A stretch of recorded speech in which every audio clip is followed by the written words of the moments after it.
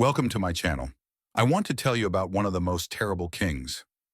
The 15th century, Europe was surrounded by bloody wars, betrayals, and ruthless rulers.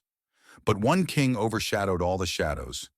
The king whose name struck fear into his enemies, Vlad III Dracula. Nicknamed Vlad the Impaler, he went down in history as one of the most cruel and ruthless rulers, whose fear is still alive today. But who was the real Dracula? Vampire or hero? Let's find out. Vlad III, better known as Vlad the Impaler, was the ruler of Wallachia, a region in present-day Romania. Vlad is best remembered for his brutal methods of punishment, especially impalement. This earned him a fearsome reputation. Vlad's life was a complex mix of cruelty and courage. He was a hero to some and a villain to others. Vlad was born in 1431 in Sighisoara, Transylvania. His father, Vlad II, Dracul, was a member of the Order of the Dragon, dedicated to fighting the Ottoman Empire. Vlad's early life was marked by instability and danger. In 1442, his father sent him and his younger brother Radu to the Ottoman court as hostages. This experience had a profound effect on the young prince. He witnessed the Ottomans' power and cruelty firsthand. The Ottomans released Vlad in 1448 after his father and older brother were murdered by Hungarian-backed rivals. Vlad was then caught in a power struggle for the Wallachian throne. He fought for control against his rivals and the influence of both Hungary and the Ottomans. This experience hardened him and fueled his desire for power. Vlad's experiences as a hostage and his struggle for power left an indelible mark on him. He became known for his ruthlessness and cruelty. Vlad's preferred method of execution, impalement, became his gruesome trademark.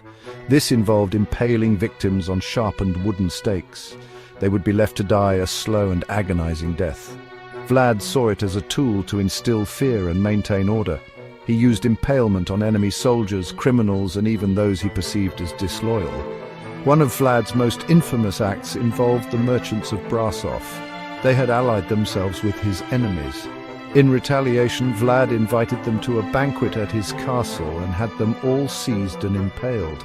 This act cemented his reputation for cruelty and sent a clear message to his opponents. Vlad's cruelty was legendary. Vlad's reign was marked by constant conflict, particularly against the Ottoman Empire. The Ottomans, under Sultan Mehmed II, were a major power in the region. Vlad, a staunch defender of Wallachia's independence, refused to submit to Ottoman rule. In 1462, Mehmed II led a large army into Wallachia with the aim of deposing Vlad. Vlad, despite being outnumbered, launched a daring night attack on the Ottoman camp, causing chaos and confusion. He employed scorched earth tactics and guerrilla warfare, ambushing Ottoman detachments. Despite his initial successes, Vlad was eventually forced to retreat. In 1476, Vlad, with the support of Hungarian troops, launched a campaign to reclaim his throne. He was initially successful, retaking Wallachia from the Ottomans. However, his triumph was short-lived. During a battle against the Ottomans, Vlad was betrayed by his allies and killed. The exact circumstances of his death are uncertain. Some accounts claim he was assassinated by his own men. Others suggest he was killed in battle. Following his death, Vlad's body was beheaded and his head was sent to Constantinople as a trophy. Despite his brutal reign and eventual defeat, Vlad became a folk hero in Romania. His legacy serves as a reminder of the complexities of history and the enduring power of myth and legend. Vlad the Impaler's infamy spread throughout Europe even during his lifetime. His cruel deeds were recounted in pamphlets and woodcuts, often embellished for dramatic effect. Centuries later, Vlad's image would inspire Bram Stoker's iconic novel Dracula, published in 1897.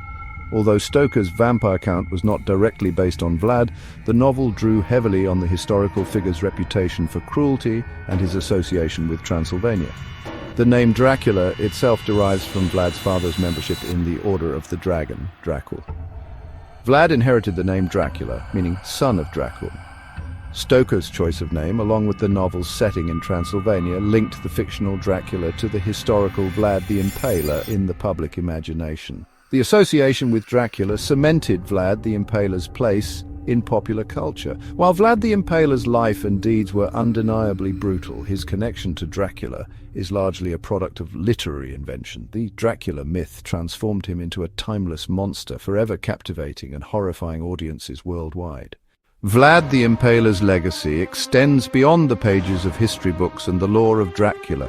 His name evokes a complex mixture of fear, intrigue, and fascination. Even today, his story resonates, inspiring countless adaptations in literature, film, and art. As we delve deeper into his life, we find that Vlad was not merely a bloodthirsty tyrant, but a figure shaped by the brutal realities of his time. His reign was marked by relentless warfare, political intrigue, and a desperate struggle to maintain power in a fractured world. Yet the image of Vlad the Impaler as a monstrous figure persists, overshadowing the nuances of his historical context. This duality between the man and the myth continues to captivate and horrify us, a testament to the enduring power of his story. As we look back at the historical images and related visuals, we see a man who has become larger than life, a symbol of terror and resilience. Vlad the Impaler's tale is a stark reminder of the thin line between history and legend and how easily one can transform into the other. Let us remember that behind the gruesome tales and the Dracula myth lies a complex and multifaceted figure whose legacy will forever haunt the annals of history. Thank you for watching the video. Also, please like, share, and subscribe to my video and channel if you liked it.